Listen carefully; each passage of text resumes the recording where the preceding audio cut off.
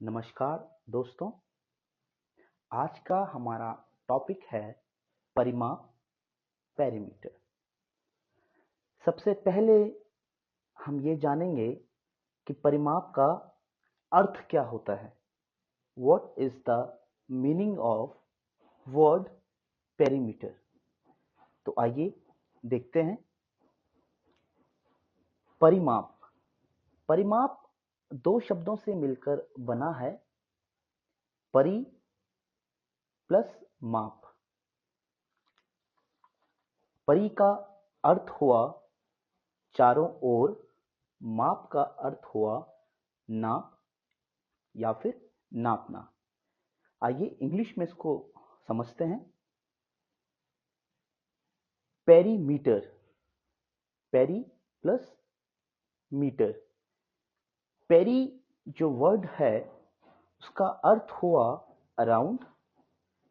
Metre, metre एक Greek word metron से आया है जिसका अर्थ होता है मेजर।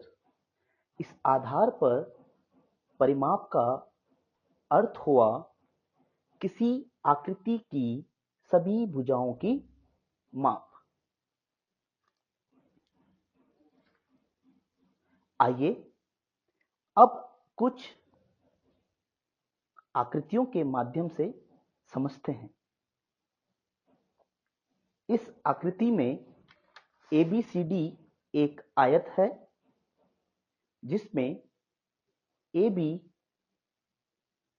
बराबर है 5 सेंटीमीटर, BC बराबर है 3 सेंटीमीटर, DC बराबर है 5 सेंटीमीटर और AD बराबर है 3 सेंटीमीटर।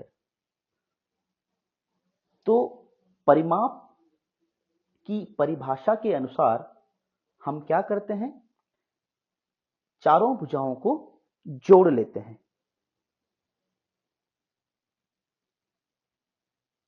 5 प्लस 3 प्लस 5 प्लस 3, जिसका योग होता है 16 सेंटीमीटर। अगली आकृति एक वर्ग की है जिसमें DE बराबर है EF के, EF बराबर है FG के, FG बराबर है GD के और ये बराबर है 6 सेंटीमीटर। तो हम क्या करेंगे, सारी भुजाओं को जोड़ देंगे। 6 प्लस 6 प्लस 6 प्लस 6 जो कि बराबर हुआ 24 सेंटीमीटर के। इसके बाद एक और आकृति त्रिभुज को लेते हैं जिसमें PQ बराबर 5 सेंटीमीटर, RQ बराबर 6 सेंटीमीटर, PR बराबर 4 सेंटीमीटर। तो जैसे कि हम सबको पता है कि हम इन सभी भुजाओं को जोड़ लेंगे। 5 प्लस 6 प्लस 4 बराबर हुआ 15 सेंटीमीटर।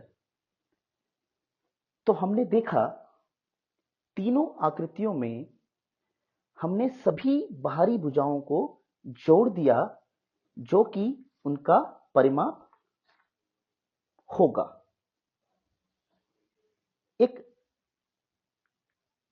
एक उदाहरण से समझने की कोशिश करेंगे।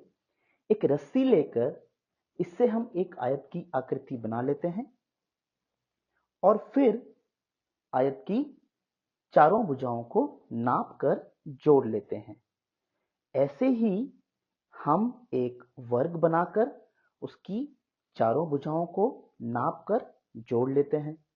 हम देखते हैं कि आयत और वर्ग की भुजाओं का योग रस्सी की लंबाई के बराबर होता है। तो इससे हम क्या निष्कर्ष निकालते हैं, क्या रिजल्ट निकालते हैं? इससे जो रिजल्ट निकलता है वो ये होगा कि किसी भी आकृति की बाहरी भुजाओं का योग ही परिमाप कहलाता है, पेरीमीटर कहलाएगा। उम्मीद करता हूं आप सभी को परिमाप के बारे में समझ में आया होगा कि परिमाप क्या होता है और किसी भी आकृति का परिमाप पेरीमीटर हम कैसे निकाल सकते हैं। धन्यवाद। Thank you so much.